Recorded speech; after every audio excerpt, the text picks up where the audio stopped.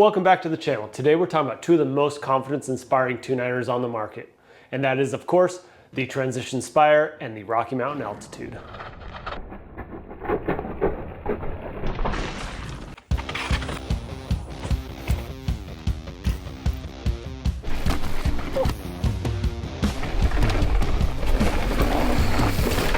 First, let's talk about what I mean by confidence-inspiring.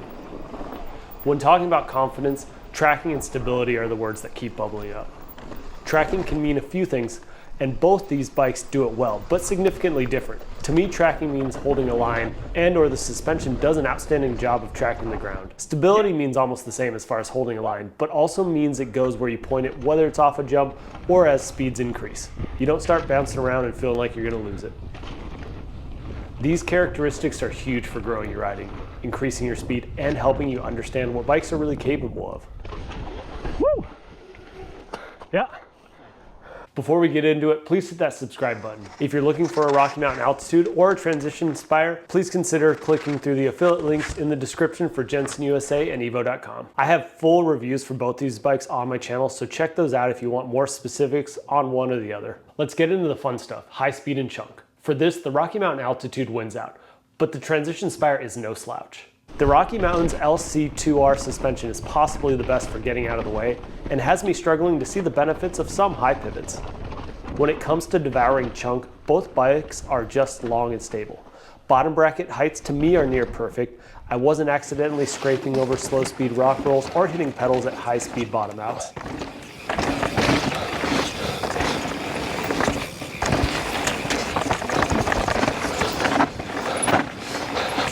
Next on the list is steeps. This is another area both these bikes excel.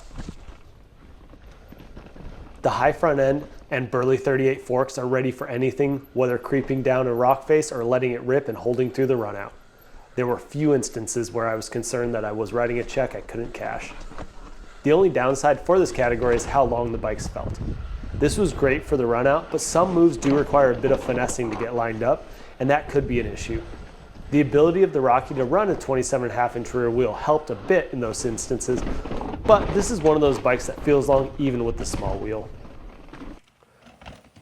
Last, it goes to the Rocky suspension. Similar to the Forbidden Dreadnought, I just felt I had more traction and control for longer as I was approaching that point of no return.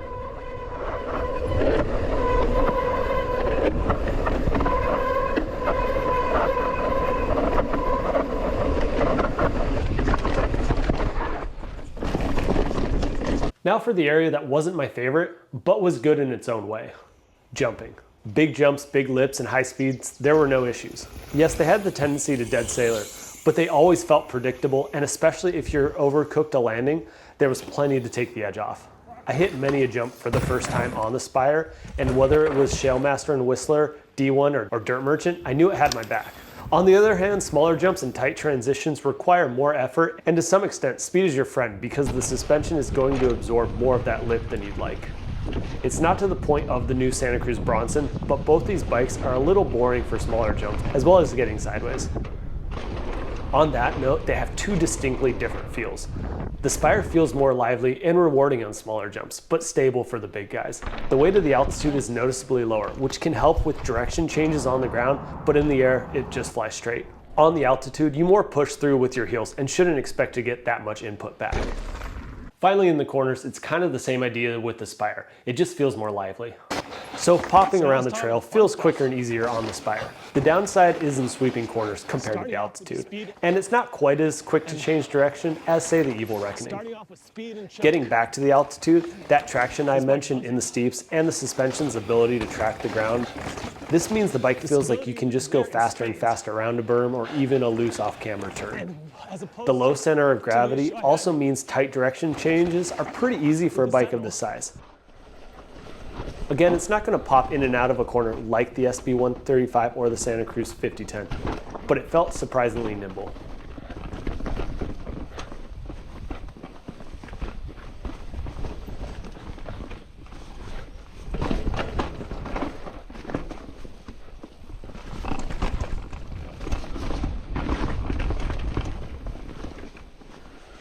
Now let's talk real quick about how these bikes get up the hill. Body position is good on both, and you can make some small tweaks with the adjustable reach on the Altitude. With that said, the suspension of the Altitude means more traction than efficiency, so it takes a touch more effort on easy climbs, but rewards you on tech and rocky climbs.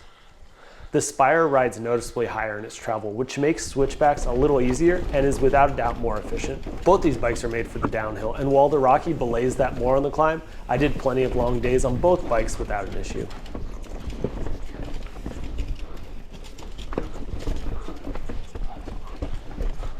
So what are these bikes like to live with? Quality-wise, they share many similarities. As far as bottom brackets and cable routing, the paint on the transition did not hold up as well, but I've had issues with many brands that use matte paint jobs. I do appreciate the in-frame storage and cable clamping ports on the Rocky. They also both have some adjustability via flip chips, and while you get more on the Rocky, it's not the easiest to use, and specifically the flip chip for running it mullet requires patience or a fair bit of disassembly. The reach adjustment though is surprisingly easy.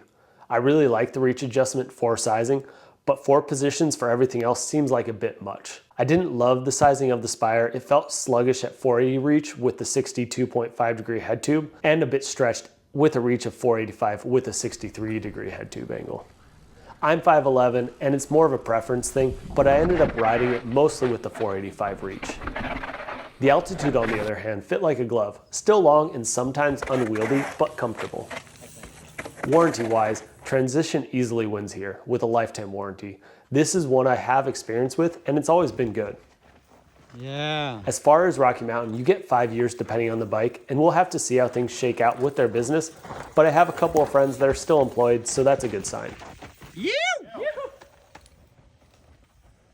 So overall value, I think both these bikes are a fine value. I've mentioned I like some of the transition builds more for what you get compared to other bikes on the market as a whole, but I would say similar things about the Rocky Mountain builds. I'm not finding much for sale bikes with Rocky. Jensen USA does have medium or 2 on sale, but you can definitely get some good deals on the Spire. And I think that's a miss for Rocky. Final thoughts, and who are these bikes for?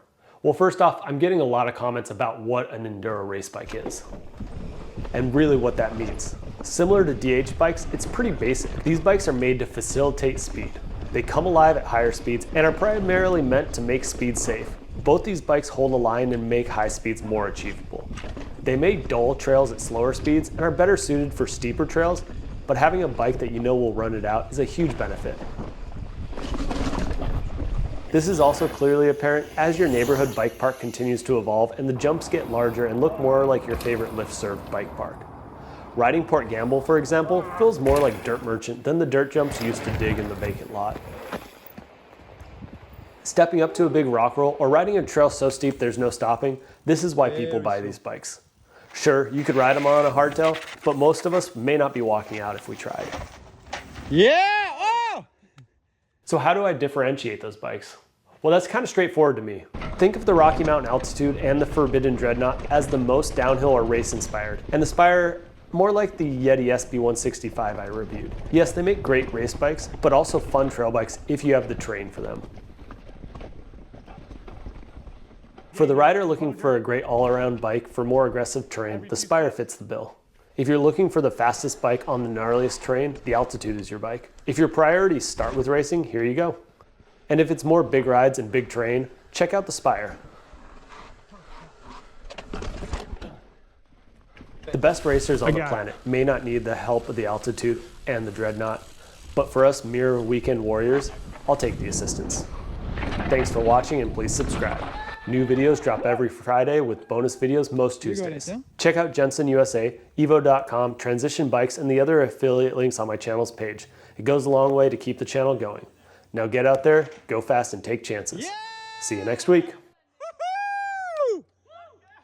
Yeah!